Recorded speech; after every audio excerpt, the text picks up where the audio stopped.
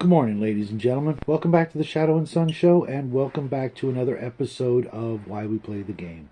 I know it's been a minute since I made my last one of these videos, but the holidays are upon us, and the holidays got me thinking, as it has probably done for so many of you out there. It's that time of year, Christmas. If you're not a fan, I don't know what to tell you, but maybe this will help. I hope it does. When I think about the holidays, of course, I think about the big reason. Um, but I also think about all those wonderful moments growing up as a kid, not just around the holidays, but one special memory I do have about the holidays revolved around the game and why we play the game. The word nostalgia comes flooding into my mind when I think about it. Those great memories we all had growing up playing the game, whatever it was. Maybe it was Dungeons and Dragons. Maybe it was Traveler or Gamma World or Boot Hill or Champions or any of the games that came out way back in the day that got us into this hobby. The childlike joy, the sense of wonder, this great new thing that had just come up.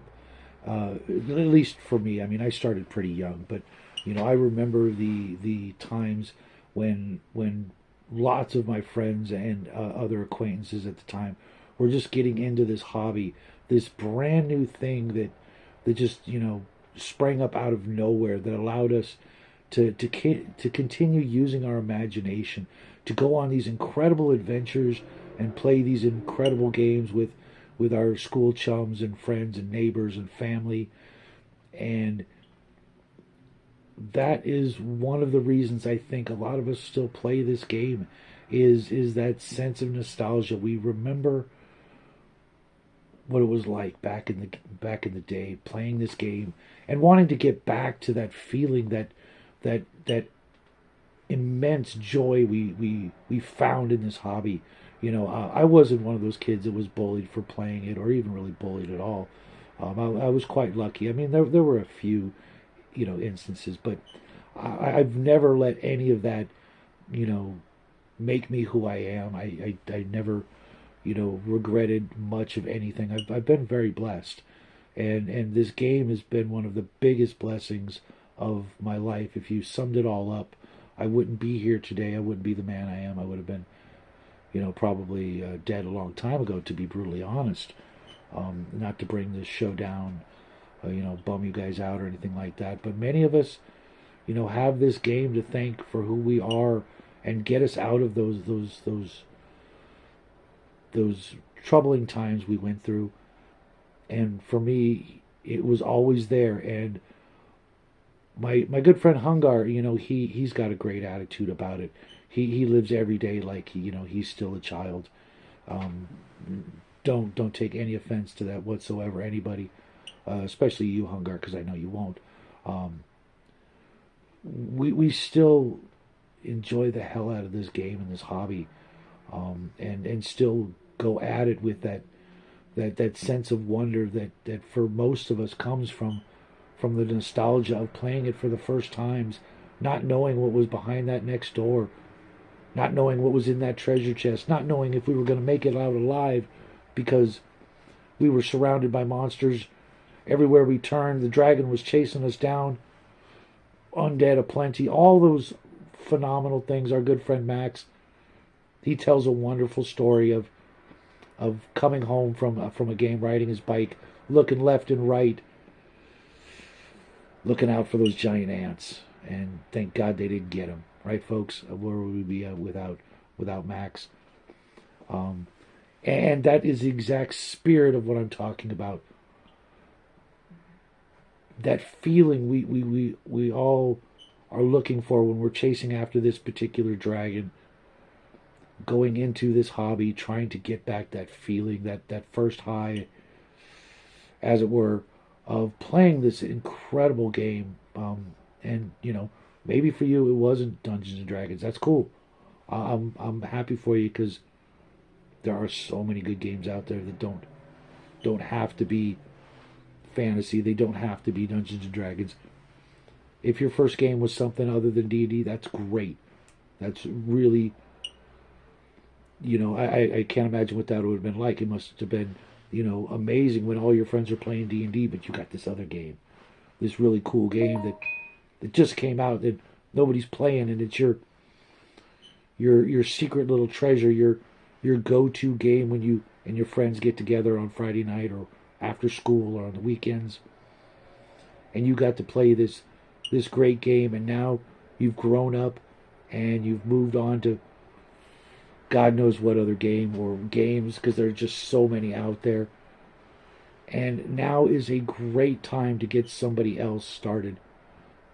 Maybe you've got a child or a nephew or a niece or a stepchild or somebody younger that you can share this with, live vicariously through them, dungeon master for them, and watch as they just get totally absorbed into the unknown, the sense of danger, the wonder, the wonderful hobby that this is. Please go out there and share this with someone and try to remember what brought you into this great hobby of ours. I'm gonna do another video on this a little bit after the holidays because I want it really to sink in with all you guys and myself because I could go on about this forever. But remember, Quaid, what brought you here, what brought you into this game, and how lucky you are to have been grown up in these times, to be able to while away the hours, rolling those clickety-clack math rocks, to delve into those books and pore over them for hours and hours and hours, just dreaming of what might be in the next adventure, whether you be a dungeon master or player. There's still so many adventures out there waiting for us all.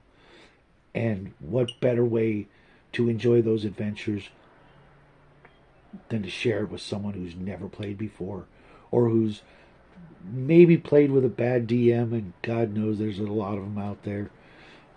Not pointing any fingers, but they're, help that new DM along, invite him into a game, invite those kids to sit down at the table.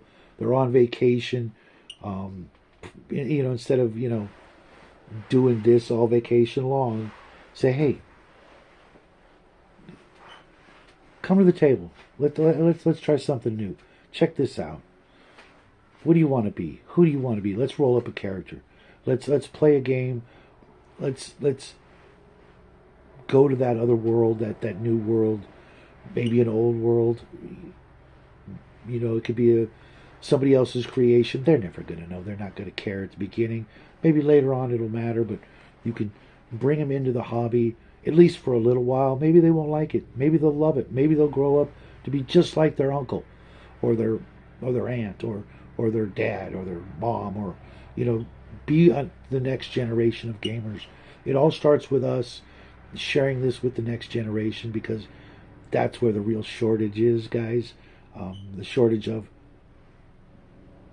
players who want to enjoy this hobby the right way, the good old-fashioned way, the way filled with wonder, devoid of all the nonsense that is being shoved at them from all sides. Let's see what we can do this year. It's going to be a new year. It's going to be a great year. But how much greater can it be if we can get a whole bunch of new players who can enjoy that's indescribable feeling of getting to be the hero, to go out there and do the things that make a hero.